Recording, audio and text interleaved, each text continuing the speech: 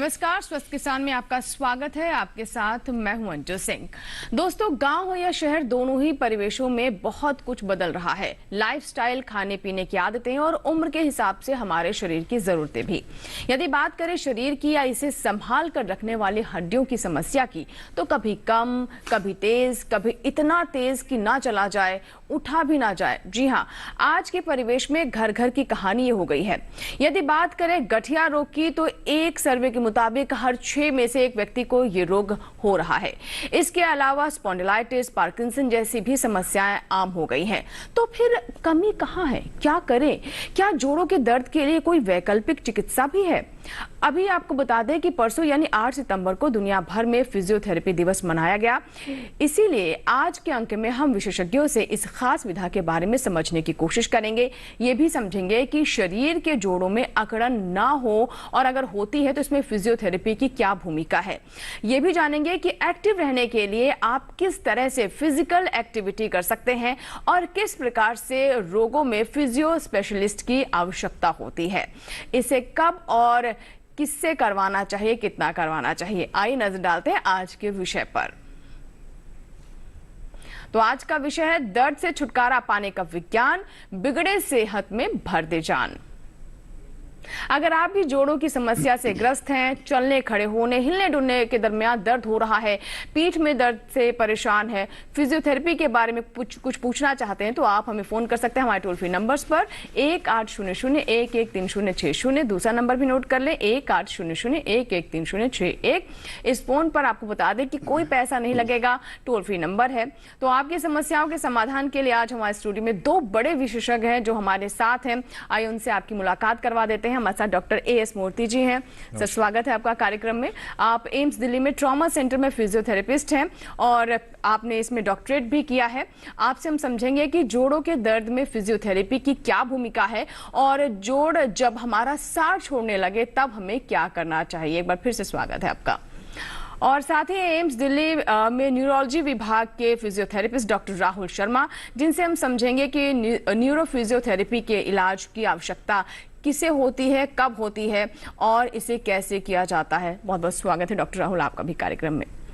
तो चलिए बातचीत की शुरुआत करें, लेकिन पहले देखते हैं जब होने लगे दर्द तब कैसे रहे फिजियोथेरेपी के संग एक विशेष रिपोर्ट।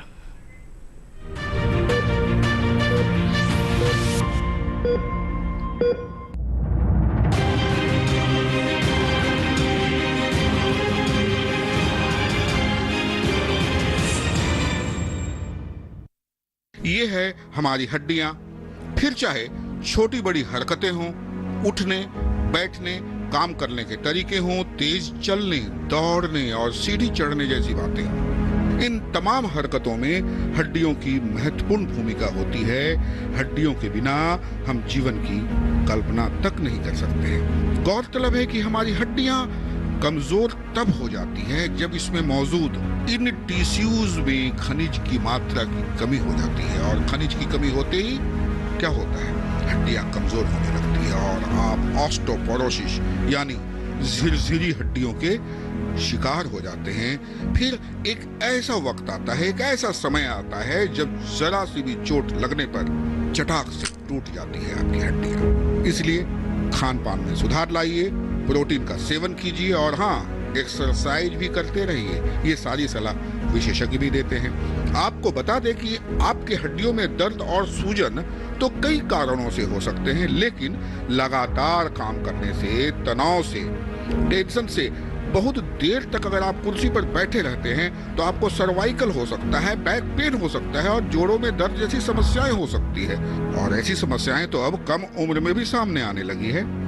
इन परिस्थितियों में जरूरत पड़ती है फिजियोथेरेपी।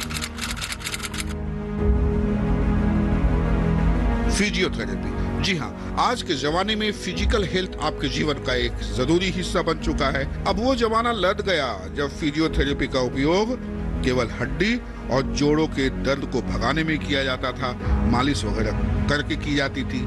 आज हर मर्ज की दवा बन चुकी है फिजियोथेरेपी। सही समझा आपने। यह मूल रूप से व्यवस्था है एक व्यायाम का, एक एक्सरसाइज का, फिर चाहे मांसपेशियों की ऐंठन हो, उसमें खिंचाव हो, शरीर के संतुलन में गड़बड़ी या गंभीर चोट के मामले हो, या फिर सर्जरी के बाद यानी ऑपरेशन के बाद तेजी से उबरने की कवायद ही क्यों न हो। निश्चित ही फिजियोथेरेपी एक ऐसा स्वास्थ्य विज्ञान है, एक ऐसा हेल्थ साइंस है, एक ऐसी भौतिक चिकित्सा है जो रोगी को शक्ति प्रदान करता है और विकलांगता से बाहर निकालने का पूरा प्रयास करता है। फिजियोथेरेपी न केवल साइकोलॉजिकल डिप्रेशन को दूर करता है, मानसिक तनाव को दूर करता है, बल्कि लड़खड़ाते पांव को चलना भी सिखाता है, अंधेरी सी राहों में रोशनी की किरण भी जगाता है। यहाँ तक कि जब न्यूरो डिजेनरेटिव विकार यानी मस्तिष्क की कोशिकाएं काम करना बंद कर देती है या मर जाती है, तब भी रोगियों के चेहरे पर मुस्कान लौटाता है फिजियोथेरेपी। राजेश मिश्र, दूरदर्शन किसान।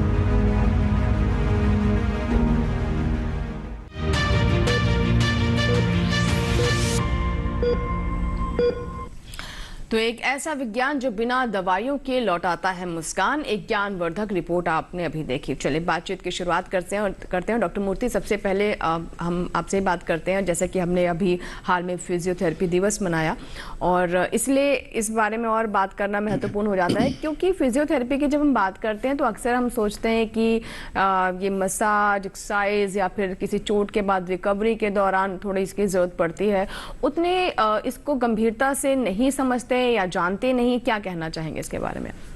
यही तक कि हमारी बातचीत सीमित रह जाती है। जी, एक तो पहले डीडी किसान दर्शकों को मेरा नमस्कार। जो आज आपने जो फिजियोथेरेपी के बारे में जो बात कर रहे हैं, हम लोग अभी रिसेंटली वर्ल्ड फिजियोथेरेपी डे हमने बनाया, एंड अभी जिस हिसाब से जो आप पूछ रहे हैं फिजियोथेरेपी के बारे में, तो अभी आपने देखा होगा इसको कोई साइड इफेक्ट नहीं है, कोई दवा नहीं है, कोई सर्जरी नहीं करते। बिल्कुल। एंड फिजियोथेरेपी होता क्या है? आपके एक हेल्दी लाइफ जीने के लिए, क्योंकि आज के जो हमारा जो फास्ट लाइफ है उसी की वजह से आप देखा जाए शरीर में कमर में दर्द है, गर्दन पे दर्द है, घुटना पे दर्द है, चाहे कोई भी पॉपुलेशन, तो इन सबको एक्सरसाइज, कुछ और एडवांस टेक्नोलॉजी जैसे हमारा जो टेक्निक्स हैं, क्योंकि पहले फिजियोथेरेपी में आज के फिजियोथेरेपी में बहुत आसमान फर्क हो गया, बहुत टेक्निक्स आई हुई, कुछ एडवांस इक्विपमेंट्स आई, वो सब हम इस्तेमाल कर रहे हैं, क्योंकि आप लोगों को दर्द से दूर रहने के लिए, अपने शरीर अंदर जो स्टिफनेस है, जो दर्द है, उससे दूर करने के लिए हम फिजियोथेरेपी में हम प्रयास करते हैं। अच्छा, फिजियोथेरेपी की बात करें, सिर्फ एक्सरसाइज छोड़ और भी है। अब किसी को हड्डी टूट जाती है, उसको हम ऑपरेट करते हैं जो सर्जन के द्वारा, फिर उसके बाद हम मोबिलाइज करते हैं, पेशेंट को चलाने की प्रयास करते हैं। न्यूरो डिपार्टमेंट की बात करें, जैसे स्ट्रोक पेशेंट हो गया, पार्किंसंस हो गया, इन लोगों के चलने में दिक्कतें आती है, उसको चलने का तरीका सिखाते हैं। बच्चों में अगर देखा जाए, जो बच्चे जब बच्चे पैदा होते हैं, अगर बच्चे रोते नहीं हैं, उनको मास्टिक में प्रॉपर ऑक्सीजन नहीं पहुंचता है, तो वहां पे उनका शरीर में अकड़न आ जाती है या कोई संतुलन बिगड़ जाती है, तो वहां पे फिजियोथेरेपी हम देते हैं। ऐसे कैंसर पेशेंट में हम कैंसर को ट्रीट नहीं करते, बट कैंसर की वजह से जो साइड इफेक्ट्स है, उसके वजह से जो पोस्ट कॉम्प्लिकेशंस है, उसको हम दूर कर देते हैं। जैसे ये जड़ बुजुर्ग लोगों को देखेंगे चलते चलते कोई अगर बुला लेगा, जैसे गर्दन टर्न करेंगे तो गिर जाते हैं, बाथरूम में फिसल के गिर जाते हैं, हड्डी टूट जाता है, जैसे अभी वीडियो में बताए हैं मिस्टर अमित ने, ऑस्टियोपोरोसिस। क्योंकि जब इस तरह घटनाएं से दूर रहने के लिए, जैसे हम कहते हैं ना, prevention is better than cure, right?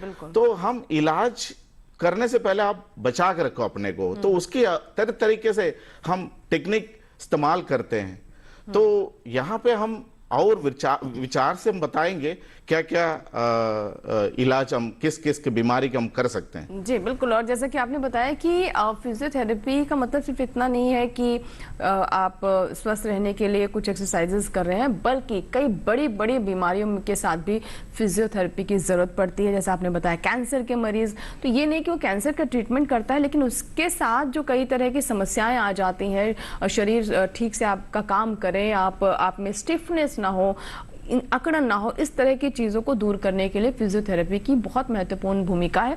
और किस किस तरह के कैंसर है, किस किस तरह की और बीमारियां हैं जिसके साथ साथ फिजियोथेरेपी की भूमिका और महत्वपूर्ण हो जाती है, वो हम आगे समझेंगे। लेकिन डॉक्टर राहुल, जैसा कि दर्द की जब बात चलती है तो महिलाओं की तस्वीर अपने आप ही आंखों के सामने तैर जाती है कि कमर का दर्द, घुटने का दर्द, कंधे का दर्द। और हमारे देश में तो ऐसी स्थिति है कि 80% महिलाएं ऐसे हैं जिनको कमर और घुटने की दर्द की समस्या है, यानी 4 में से 3 महिलाएं। तो ऐसी स्थिति क्यों पैदा होती है? महिलाओं के साथ ये समस्या ज्यादा क्यों है, और ये जो प्रतिशत है ये घटे, इसके लिए हमें क्या करना चाहिए? जी, नमस्कार सभी दर्शकों का मेरा।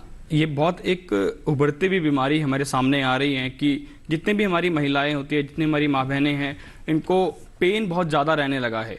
जितनी हमारी पुरानी लेडीज़ थी, जितनी हमारी पुरानी माँ बहनें थी, वो क्या करते थे कि पूरे टाइम घर में काम करते थे। और जब वो घर में काम करते थे तो वो अपने घर का काम तो कर ही रहे हैं, अपने बच्चे को संभाल रहे हैं। बट आज के दौर में, जो आज का युग चल रहा है, इस दौर में महिलाएं घर का काम तो करती हैं, साथ साथ वो अपने ऑफिस को भी संभाल रहे हैं। तो काम का जो प्रतिशत है वो बढ़ चुका है। अब वो काम का प्रतिशत बढ़ चुका है, बट उसमें इतनी हमारी एक्सरसाइजेस नहीं होती जिससे कि हमारी मसल्स को पूरी स्ट्रेंथ मिले। और हमारा खान पीन भी आज के टाइम पे इतना अच्छा नहीं है, जिसकी वजह से हमें ऑस्टियोपोरोसिस ज़्यादा हो जाता है। और महिलाओं में वैसे भी देखा गया है कि ऑस्टियोपोरोसिस बहुत ज़्यादा होता है। तो इस वजह से उनकी मांसपेशियों में जो ताकत है वो नहीं बन पाती। और जब मांसपेशियों में ताकत नहीं बनती है तो हमारी जो हड्डियां हैं वो बहुत जल्दी घिसना शुरू होती है, क्योंकि मसल्स ओवरलोडेड हो जाती है। और जब आप जैसे चल रहे हैं, चलते चलते अगर आप थोड़ा बैलेंस बना के नहीं चल रहे हैं तो आपका एक तरीके देखा गया कि आजकल जितनी फीमेल्स है उनका वेट भी काफी ज्यादा बढ़ गया है। और जब वेट बढ़ जाता है तो हमारे घुटनों पे, हमारे कंधों पे बहुत ज्यादा भार आना शुरू हो जाता है और ऑस्टियोपोरोसिस बढ़ना शुरू हो जाता है। बिल्कुल। और जैसे कि आप बता रहे हैं कि क्योंकि भार बढ़ जाता है, जो जॉइंट्स हैं, जो घुटने हैं, जो कंधे, उन पर वजन बढ़ने से ये समस्या और बढ़ जाती है। और हमने देखा कि धीरे धीरे एक चाल भी बदलने लगती है, इस तरह की भी समस्याएं आती हैं। चलिए, एक कॉलर है, पहले हम उनसे बात कर लेते हैं। उमा शंकर जी हैं, जिन्होंने बिहार के पटना से हमें कॉल किया है। उमा शंकर जी, स्वागत है आपका स्वस्थ किसान में। बताइए क्या सवाल है? हेलो जी, नमस्कार। उमा शंकर जी, मुझे सुन पा रहे हैं आप? हेलो जी मैम। जी जी, नमस्कार उमा शंकर जी, बताइए क्या? मेरी में दौड़ने उड़ने से दिक्कत है, दर्द होता है। कितनी उम्र है आपकी? नहीं। हेलो। हाँ जी, उम्र कितनी है आपकी? हेलो जी उमा शंकर जी, हम आपको सुन पा रहे हैं कि आप तक हमारी आवाज पहुंच पा रही है? हेलो हेलो जी, शायद आप सुन पा रहे हैं हमें? आपकी उम्र बता सकते हैं? हमारी आवाज नहीं सुन पा रहे हैं। हेलो, आवाज नहीं सुन पा रहे, लेकिन इनका ये कहना था कि दौड़ने में समस्या होती है। तो ये दौड़ने की जो समस्या है डॉक्टर साहब, ये तो हम कहते हैं कि अगर आप रनिंग करते हैं तो ये सेहत के लिए काफी अच्छा है, लेकिन ये बता रहे हैं कि उसी से समस्या हो रही है। इसके पीछे क्या मतलब पेन है, दर्द होता है? नहीं, एक्चुअली जो दौड़ने की बात कर रहे हैं, ये दौड़ने से इनकी हो सकता है एडी में दर्द हो रहा है या घुटना में दर्द हो रहा है। अब इसमें एक चीज समझने वाली बात है। जब हम चलते हैं पहले एडी पड़ता है, जब हम दौड़ते हैं पंजा पड़ता है। बट जो लोग ज्यादा दौड़ते हैं ना, ये पंजा पहले पड़ता है तो पीछे जो है काफ मसल हो गया, ये एडी के पीछे जो रेशा है, जो मांसपेशियां बताते हैं, वो पूरा अकड़ जाता है। तो उसके जो चाल है ना, फिर वो एडी रख नहीं पाते हैं। तो इसलिए उनको एडी में भी दर्द होने के चांसेस रहता है, क्योंकि जब एडी में जब अब इतना स्टिफनेस है, उसकी वजह से कमर में भी दर्द होने की संभावना है।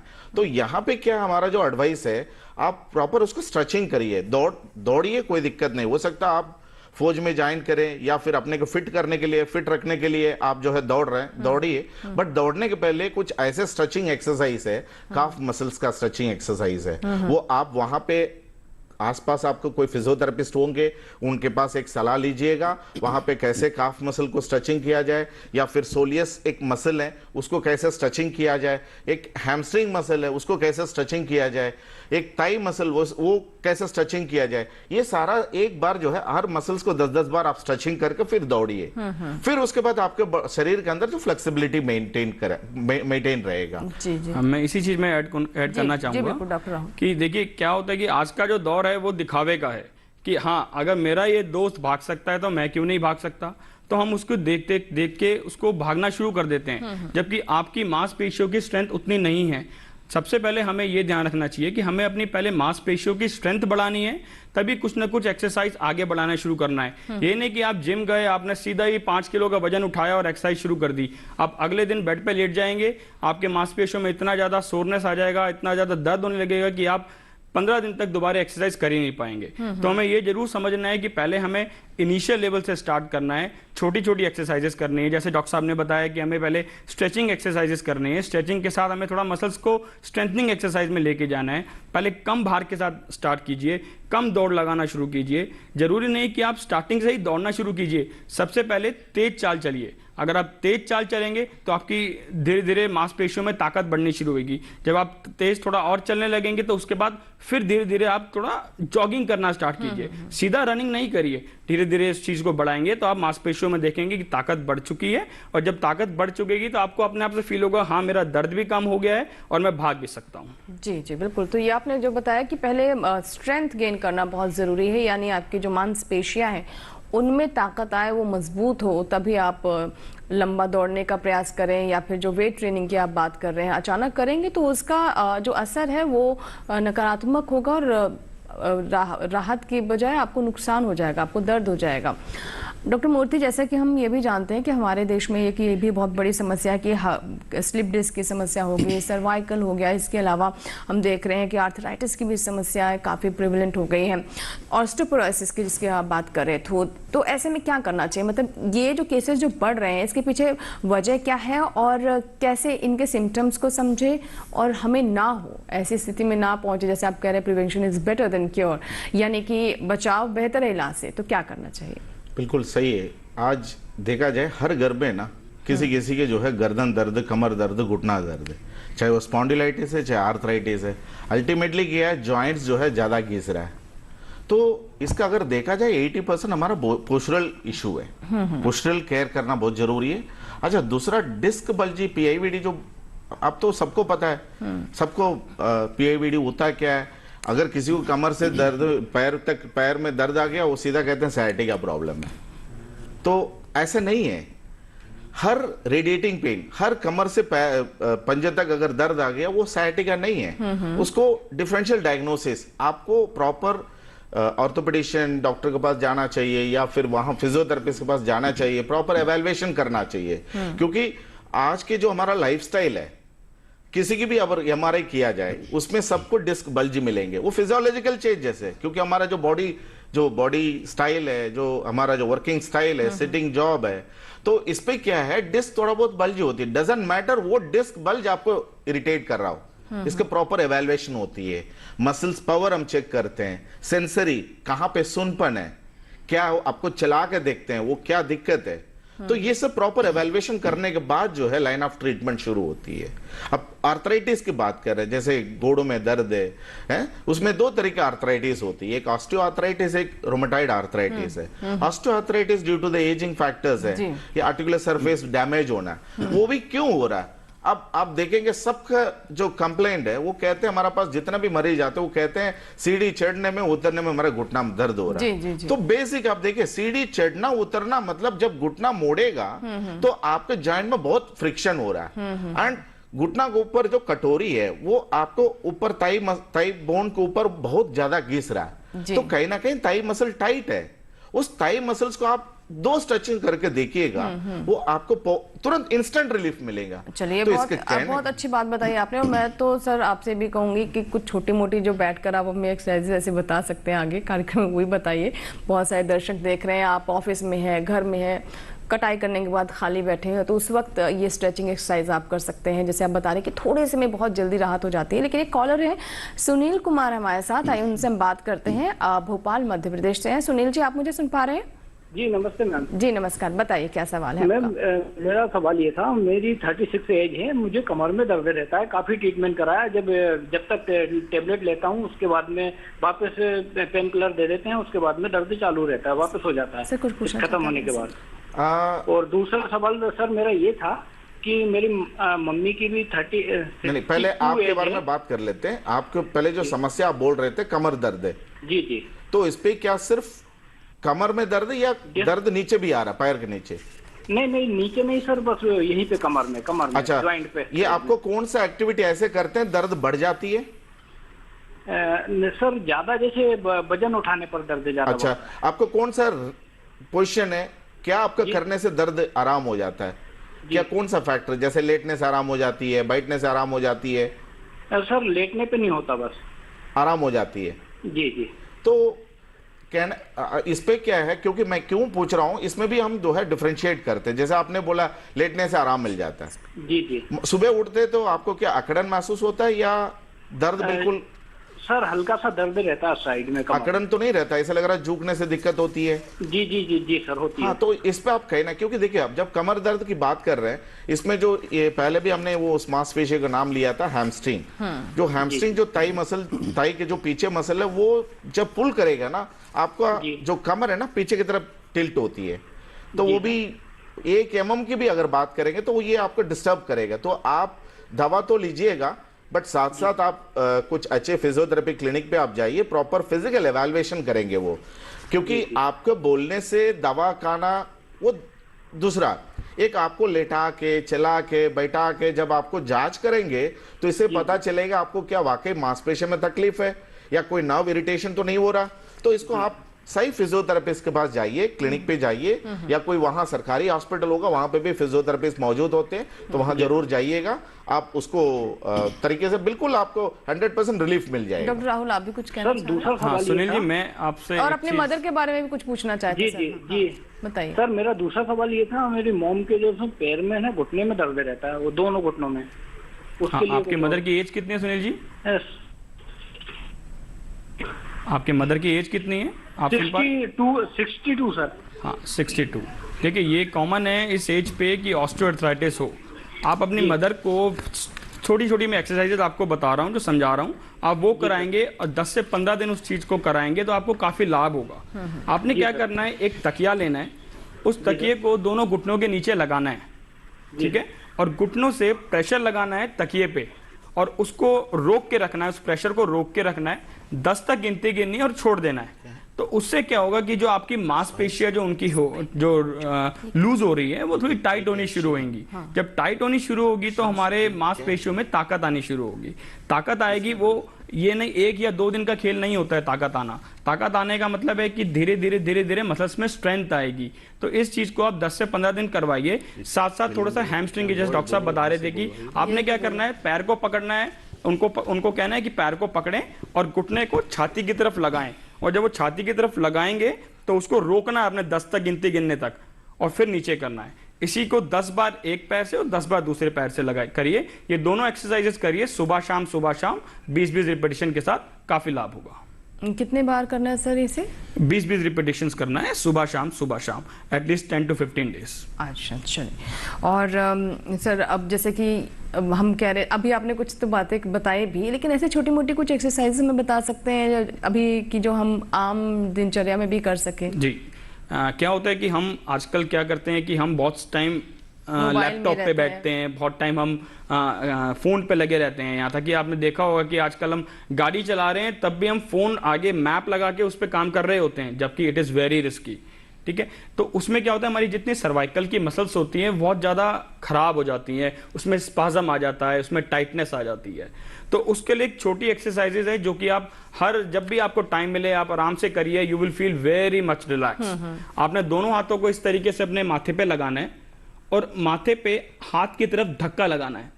जब आप धक्का लगाएंगे तो आपको प्रेशर महसूस होगा आपकी पीछे की जो मांसपेशियां गर्दन के, उस पर आप प्रेशर लगाइए, उस प्रेशर को मेंटेन करिए, 10 तक गिनती गिनेंगे और छोड़ देंगे। इसी तरह पीछे हाथ लगाएंगे दोनों, और इसी तरीके से पीछे भी प्रेशर लगाएंगे। आपने याद रखना है कि आपने हाथ से गर्दन को आगे की तरफ या पीछे की तरफ नहीं करना है, आपने सर से धक्का मारना है हाथ की तरफ, पीछे की तरफ धक्का लगाएंगे, 10 तक गिनती गिनेंगे और छोड़ देंगे। फिर आप राइट साइड में हाथ रखेंगे, सर से धक्का लगाएंगे हाथ की तरफ, 10 तक गिनती गिनेंगे और छोड़ देंगे। फिर इसी तरीके से लेफ्ट साइड करेंगे, धक्का लगाएंगे, 10 तक गिनेंगे और छोड़ देंगे। अभी जितने दर्शक बैठे हैं आप करके देखिए, you will feel instant relief in your neck muscles. आपको लगेगा मेरे कंधों से, मेरी नेक के ऊपर से कितना भार कम हो गया है। 10 बार आगे, 10 पीछे, 10 राइट और 10 लेफ्ट। आप करके देखें, काफ़ी रिलीफ होगा। बिल्कुल। और मैं तो बिल्कुल करने वाली हूँ, क्योंकि अब हर किसी की लाइफस्टाइल ऐसी होगी कि मोबाइल में बहुत काम रहता है, पढ़ने लिखने का भी काम होता है, तो वो एक पोस्चर जो है बिगड़ जाता है। और ये तो बहुत आसान है, जहाँ टाइम मिले इस कार्यक्रम के बाद भी मैं करके देखूंगी। तो आशा करते हैं कि हमारे दर्शक भी ज़रूर इस बात को नोट करेंगे, और जो छोटी छोटी जो चीज़ें हैं इन्हें अपने जीवन में आप शामिल करिए, दिनचर्या में शामिल कीजिए, और देखिए कैसा कमाल होता है। बहरहाल इसी के साथ यहाँ वक्त एक छोटी सी ब्रेक का कहीं मत जाएगा। ब्रेक के बाद भी स्वस्थ किसान जारी रहेगा।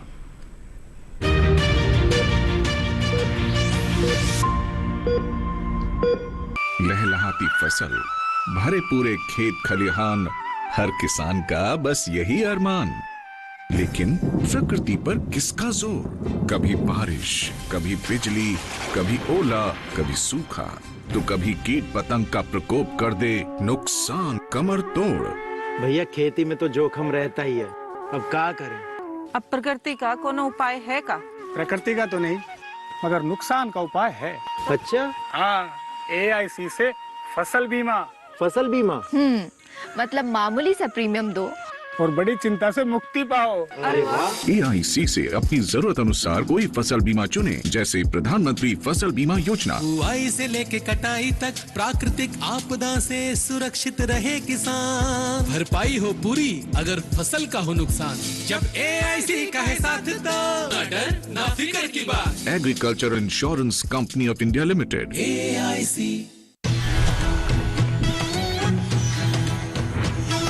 पशुओं की सुरक्षा का पहरेदार, माटी का लाल, जन धन का रक्षक, अपना पशु चिकित्सक। रविवार शाम 6:30 बजे सिर्फ DD किसान पर।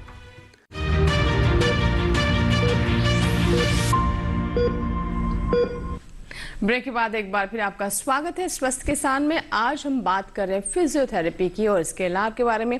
ब्रेक से पहले कई सारी बातें हमने डिस्कस की, ये भी बताया कि कैसे बड़ी बड़ी बीमारियों में भी फिजियोथेरेपी की ज़रूरत पड़ती है। भले उसके ट्रीटमेंट में ना हो, लेकिन उसके साथ जो कई समस्याएं आती हैं उसको ठीक करने में फिजियोथेरेपी की बहुत महत्वपूर्ण भूमिका है। चलिए बातचीत को आगे बढ़ाते हैं। अगर आपके कोई सवाल है तो आप हमें कॉल कर सकते हैं। टोल फ्री नंबर हम लगातार स्क्रीन पर आपके लिए फ्लैश करते रहेंगे। सर, अब बात कर लेते हैं, जो हम बोन डेंसिटी की बात करते हैं, और हम ये भी देखते हैं कि कई बार जो बोन डेंसिटी, हम डॉक्टर के पास जाते हैं तब पता चलता है कि बोन डेंसिटी यानी जो घनत्व होता है वो घट रहा है, और इससे हमारी बोन्स कमज़ोर हो जाती हैं। इसके लिए क्या किया जाए कि जो हमारी हड्डियां हैं वो मजबूत रहें? जी, ये जो बिल्कुल आप जो बोल रहे हैं ना, bone density, that is golden standard parameter, right? मैं तो कह रहा हूँ घर में आप खुद पता चलेगा ये क्या ऑस्टियोपोरोसिस है कि नहीं। हड्डी का आपका जो स्टेटस पता करने के लिए एक टेस्ट है। अगर इवन घर में कोई आपस में हाथ पकड़ लेते हैं या कसकर पकड़ लेते हैं, उसमें ना बहुत ज्यादा पेन हो जाता है अगर जिसको ऑस्टियोपोरोसिस है। क्योंकि ऑस्टियोपोरोसिस मीन्स क्या, बोन बिल्कुल गल रहा है। तो आप सिंपल से एग्जांपल, अगर रस का आपने देखा होगा, तोड़ के देखिए पूरा एकदम अंदर का चूर चूर खोखला रहता है। तो आपको अगर इसी तरह जो समस्या होती है, आप एक बार हाथ मिलाएंगे, थोड़ा सा हल्का प्रेशर दे दीजिए, चाहे कहीं पे भी, पैर में, चाहे हाथ में, चाहे कलाई में, कहीं पे भी, वो दर्द बढ़ जाती है। इसका मतलब आपका जो है बोन कमजोर है। अच्छा, इसके लिए आपको मेडिकेशन तो लेना ही लेना। विटामिन डी डेफिशिएंसी होती है, कैल्शियम प्रॉब्लम होती है, वो तो आपको मिनरल्स को ऐड करना ही पड़ेगा। अच्छा, ऑस्टियोपोरोसिस को इवन आप जनरल एक्सरसाइज, पर्टिकुलर ऐसे कुछ ऐसे नहीं है, आप रेगुलर वॉकिंग करिए, सिंपल एक्सरसाइज करिए। क्योंकि क्या है, बोन के अंदर जब वजन पड़ता है ना, क्योंकि आप देखिए कोई एक मरीज अगर 2-3 साल अगर लेटे हुए रहेंगे, अगर उसमें बोन पे वजन नहीं आया तो बोन का जो डेंसिटी बिल्कुल खत्म हो जाती है। जहां वजन डलेगा, इवन आप बच्चों के एक्सरे देखिएगा, ऐसे एक लाइन दिखेगा, एक जगह जो है आपका ऐसे लगा फ्रैक्चर, वो फ्रैक्चर नहीं है। तो जैसे बच्चे वजन डाल के चलना शुरू करेंगे, मैच्योर्ड होगा, बोन मजबूत होगा। इसी तरह ऑस्टियोपोरोसिस पेशेंट को आप बहुत ज्यादा हार्ड मूवमेंट नहीं करना, सिंपल एक्सरसाइज। अगर ऑलरेडी बोन वीक है, वजन लेके एक्सरसाइज करना, दौड़ना, अगर गिरेंगे हड्डी टूट जाएगा।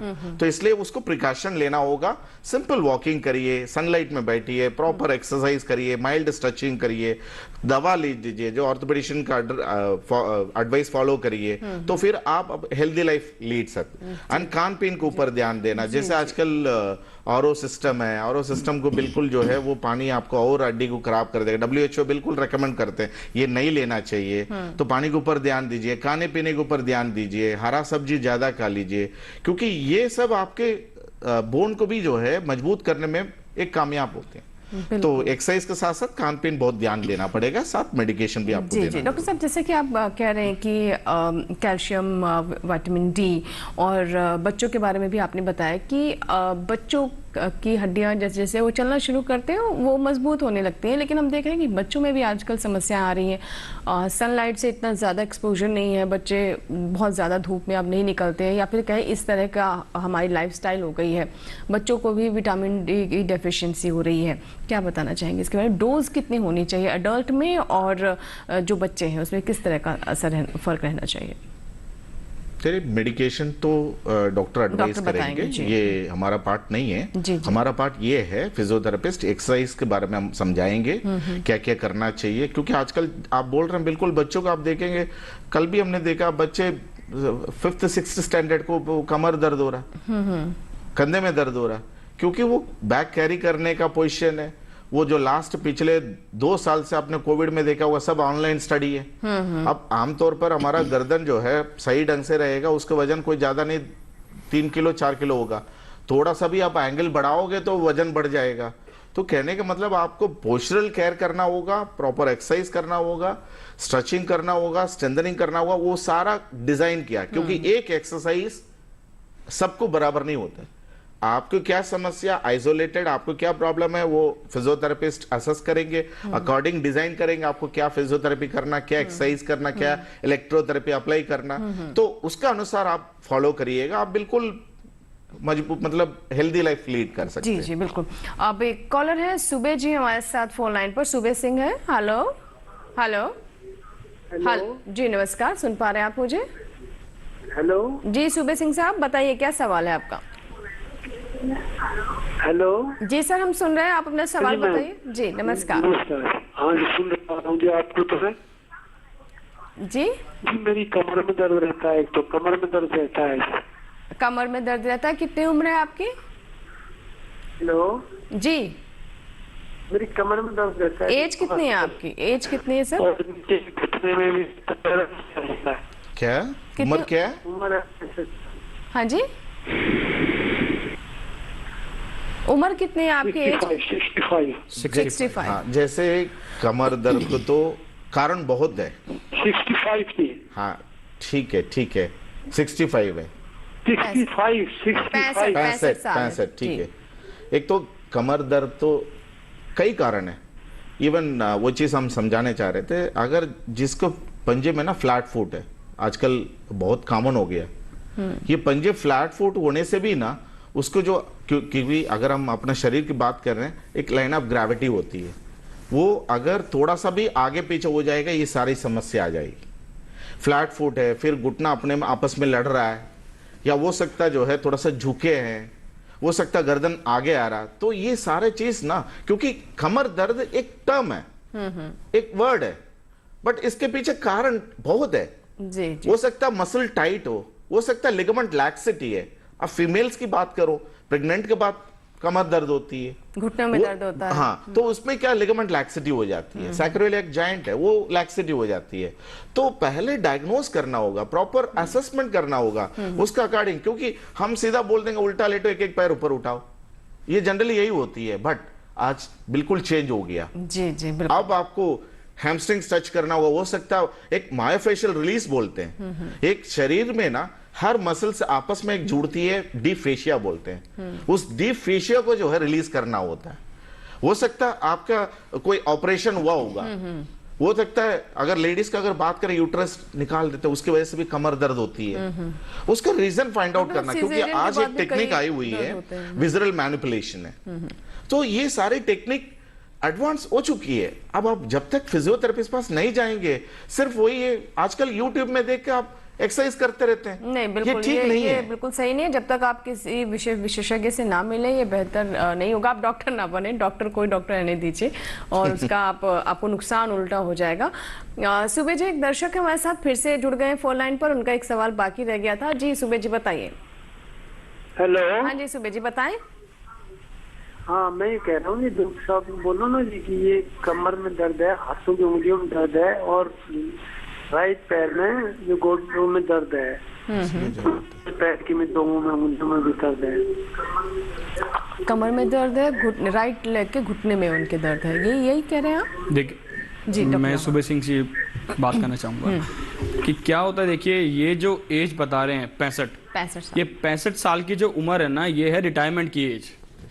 इस टाइम पे मैक्सिमम लोग 60 साल के बाद रिटायर हो जाते हैं, और रिटायर होने के बाद क्या करते हैं, वो एक अपना बेड पकड़ते हैं और लेटे रहते हैं, और चाय ला दो, कॉफी ला दो, खाना ला दो, पीना ला दो, बस एक बेड पे ही। This is very wrong. आपको क्या करना है, 60 साल के बाद आपका नया जीवन शुरू हुआ है। अब वो नया जीवन जैसा आपने स्टार्टिंग से रहन सहन अपना बनाया है, उसी तरीके से आपको दोबारा रीबिल्ड करना पड़ेगा। जब हम बच्चा पैदा होता है तो उसको हम चलना सिखाते हैं, तो अब आपको 60 साल के बाद दोबारा से चलना सीखना है। कहने का मतलब ये है कि आप अपने बेड को छोड़िए, अपने घर को छोड़िए और रोज वॉक पे जाइए।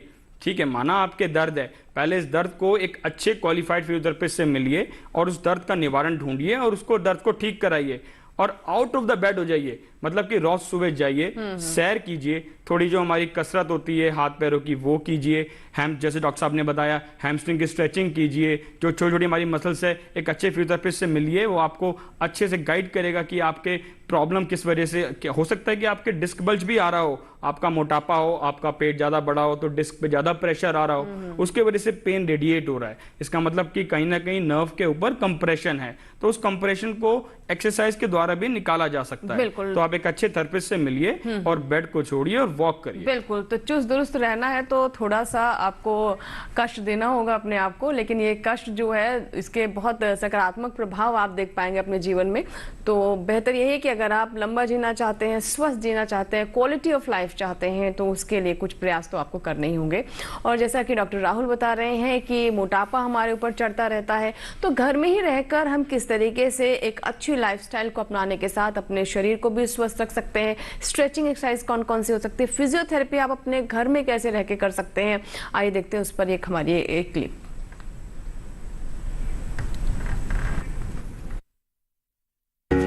बिस्तर पर लेटकर पैरों को मोड़िए, हाथों को पेट पर रखकर पेट को फुलाते हुए नाक से गहरी सांस लीजिए, फिर मुंह से सांस छोड़ते हुए पेट को अंदर कीजिए।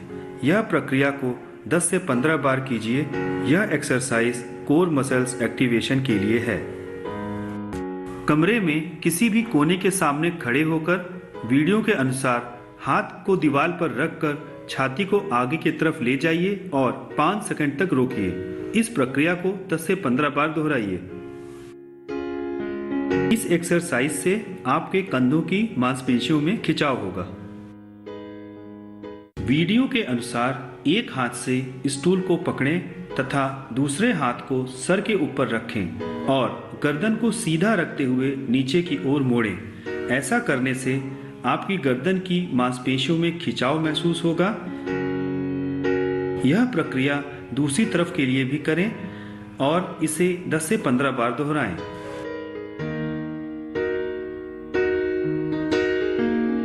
एक हाथ से स्टूल को पकड़कर अपनी गर्दन को 45 डिग्री के एंगल पर विपरीत दिशा में घुमाइए। फिर वीडियो के अनुसार दूसरे हाथ से अपने सर को पकड़कर नीचे की ओर खींचिए। इस प्रक्रिया को 10 से 15 बार दोनों तरफ दोहराइए।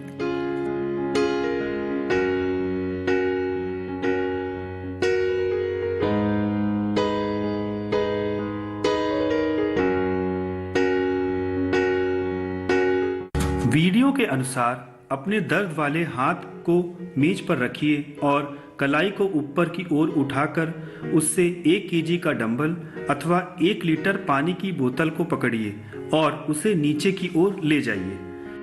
डंबल अपने दूसरे हाथ से पकड़ लीजिए। इस प्रक्रिया को 5 से 10 बार दोहराइए।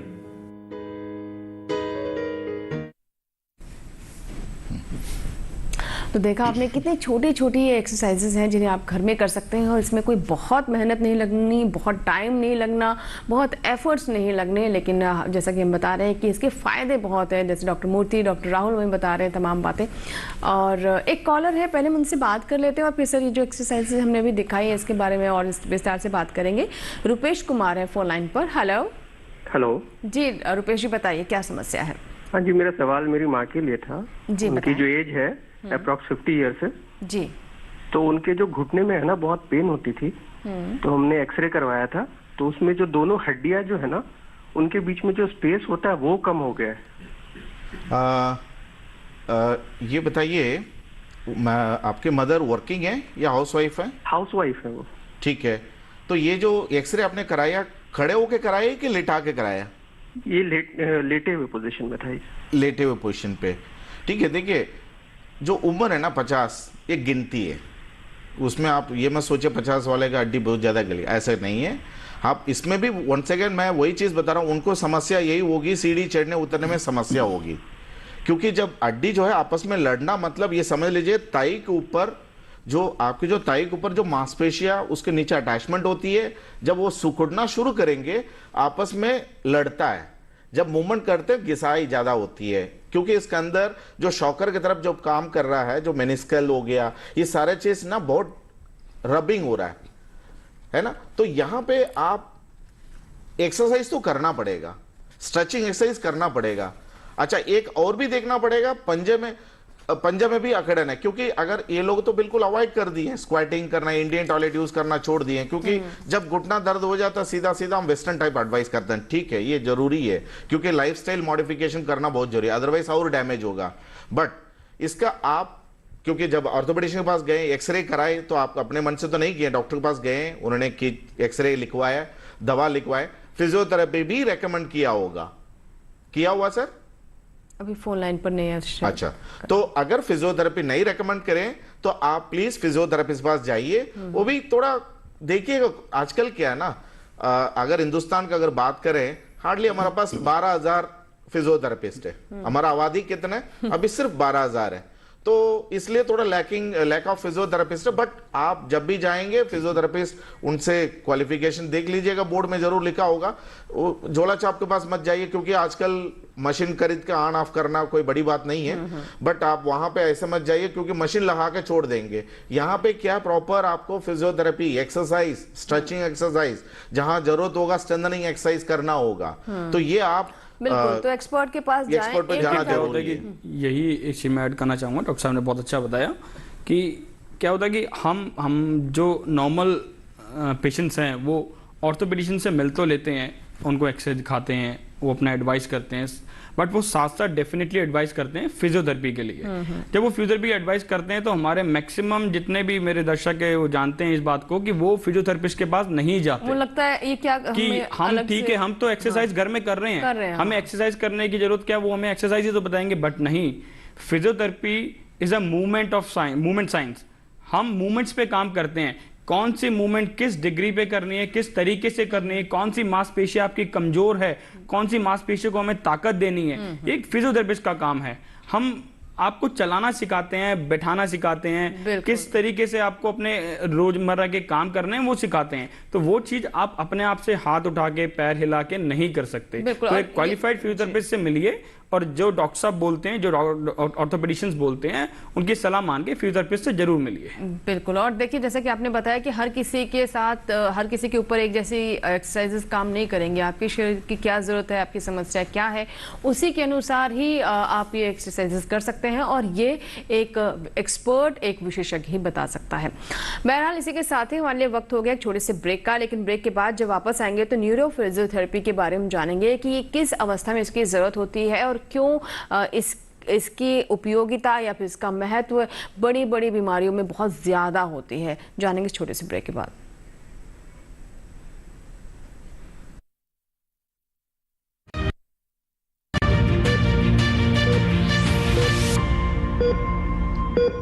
लहलहाती फसल, भरे पूरे खेत खलिहान, हर किसान का बस यही अरमान। लेकिन प्रकृति पर किसका जोर? कभी बारिश, कभी बिजली, कभी ओला, कभी सूखा, तो कभी कीट पतंग का प्रकोप कर दे नुकसान कमर तोड़। भैया खेती में तो जोखम रहता ही है, अब क्या करें? अब प्रकृति का कोनो उपाय है का? प्रकृति का तो नहीं, मगर नुकसान का उपाय है। अच्छा? हाँ, AIC से फसल बीमा। फसल बीमा?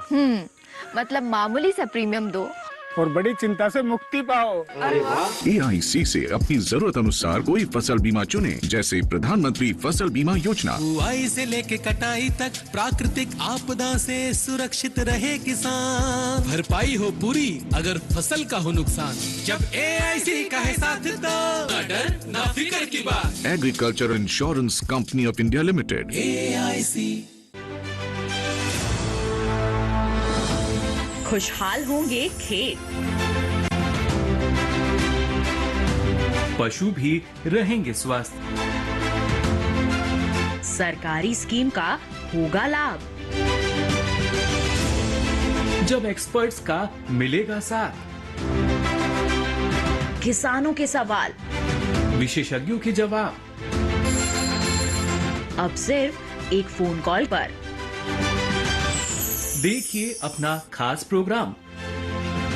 हमारे टोल फ्री नंबर हैं 1800-113060, 1800-113061। हेलो किसान, सोमवार से शुक्रवार शाम 6 बजे सिर्फ दूरदर्शन किसान पर।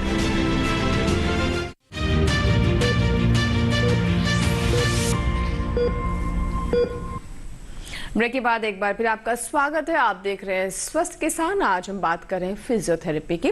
डॉक्टर राहुल, एक चीज़ और हम देखते हैं कि एक जो बहुत जॉगिंग या रनिंग करते हैं लोग, उनके आगे वाली हड्डी में, पैर की हड्डी में दर्द होने लगता है, शायद इसे शिन बोन कहते हैं।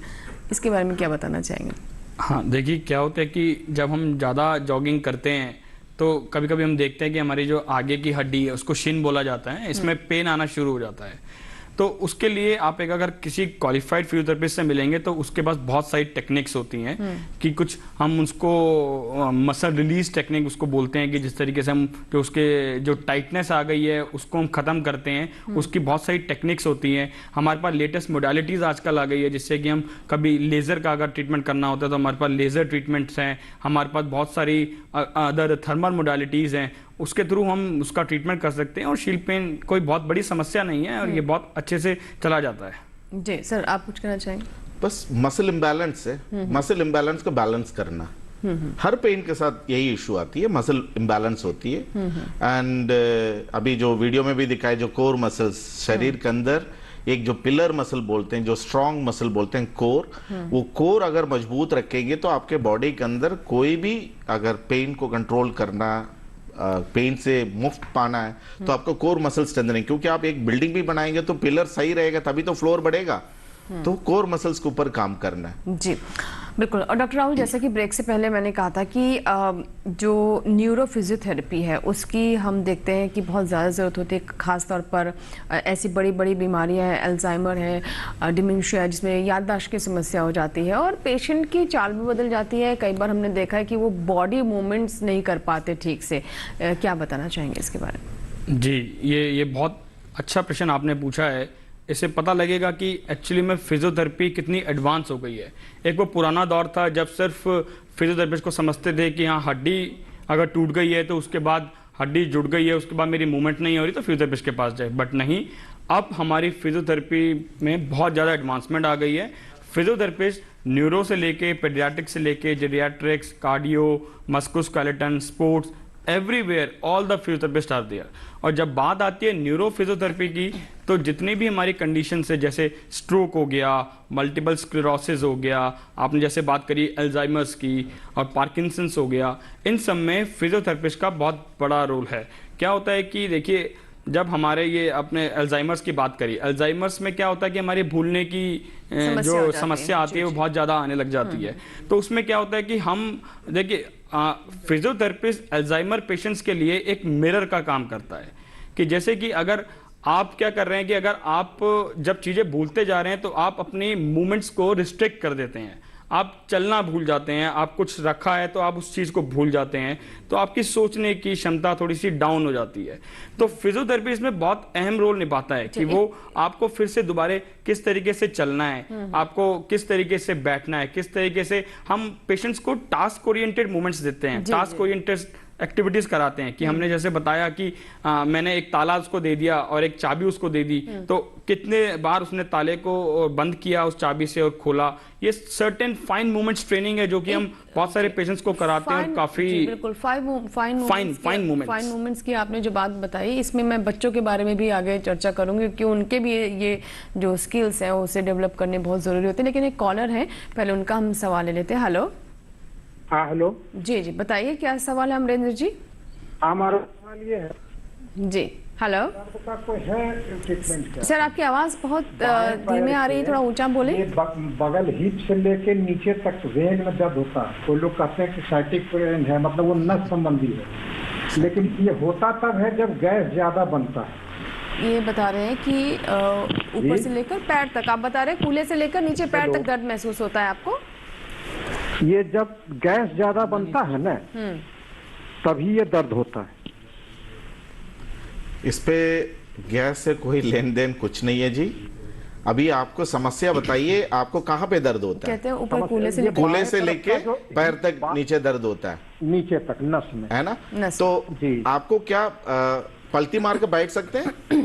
हाँ बैठ सकते हैं, लेकिन जिस समय दर्द होता है ना ज्यादा, अच्छा, उस समय चलने में भी पैर को एकदम टेढ़ा करके और बाएं तरफ इतना दर्द होता है, बहुत दिक्कत से चलते हैं। तो फिर आराम किस में होता है? गोली खाना पड़ता है या कुछ ऐसे जैसे गैस का गोली कुछ खा लेते हैं, माने वो उस सब आता है ना, क्या बोलते हैं उसको, पेंटॉप या कुछ रेनिटिडिन टाइप का टेबलेट। कुछ ऑपरेशन तो नहीं हुआ पेट में? नहीं, कोई कहीं किसी तरह का आज तक नहीं। बाकी हम जैसे अभी क्योंकि एक तो अभी मैं रिसेंटली एक टेक्निक के नाम ले रहा था, विजुअल मैनिपुलेशन, क्योंकि उससे भी कनेक्टेड है, तो हो सकता है। कौन से शहर में रहते हैं आप? कट हो गया, फोन कट गया सर। जनरली क्या है ये जो वैसे तो अगर ऑर्थोपेडिक एंगल पे अगर देखा जाएगा तो गैस से कोई रिलेटेड नहीं, बट अगर अभी जो एडवांस जो हम टेक्निक्स हम यूज करें विजुअल मैनिपुलेशन, क्योंकि क्या है कुछ एब्डोमेन जो फाइबर्स है तो उसके वजह से भी जो चांसेस हो सकता है, तो उसमें विजुअल मैनिपुलेशन एक टेक्निक है, बट ये बहुत फिजियोथेरेपिस्ट को आइडिया नहीं है। इसको एक न्यू टेक्नोलॉजी ये टेक्निक्स है, अगर वो बड़ी बड़ी शहर में रहते हैं तो फिर आप करा सकते हैं ये वाला जो टेक्निक। मैं एक एडवाइस इस चैनल के माध्यम से, अब जब इस बीमारी का नाम आया है तो मैं बताना चाहूँगा कि जितने भी हमारे यंगस्टर होते हैं वो जो वॉलेट होता है अपना, जो पर्स होता है, वो अपनी पॉकेट में रखते हैं पीछे वाली, और जब वो पॉकेट में रखते हैं और वो कहीं भी जाते हैं, बस में जाते हैं, मेट्रो में जाते हैं या कहीं अपनी स्पेस में बैठते हैं, तो वो कंप्रेस होता है, वहां पर प्रेशर पड़ता है। उससे उसकी वजह से क्या होता है कि हमारी जो एक मांसपेशी होती है जिसका नाम होता है पिरिफॉर्मिस, उसमें टाइटनेस आ जाती है। जब वो टाइटनेस आ जाती है तो सेम दर्द, जैसा कि अभी हमारे कॉलर ने बताया कि उनको रेडिएशंस आ रहे हैं नीचे की तरफ, तो it is not a sciatica all the time, हर समय ये सियाटिका नहीं है, ये पिरिफॉर्मिस की टाइटनेस भी है, जो कि आप एक अच्छे फिजियोथेरेपिस्ट से मिलेंगे तो वो आपको एक अच्छी टेक्निक के द्वारा उस पिरिफॉर्मिस की टाइटनेस को निकाल देंगे, और जब वो टाइटनेस निकल जाएगी तो आपकी जो सुनाने की दिक्कतें हैं, कमर में दर्द की है, बहुत रिलीफ होगा। बस मिलना जरूरी है अपने फिजियोथेरेपिस्ट से। सर एक हमारा ईमेल है वो भी ले लेते हैं। ये अर्चना खत्री हैं जिन्होंने कानपुर से हमें ईमेल भेजा है। इनकी उम्र 53 साल है।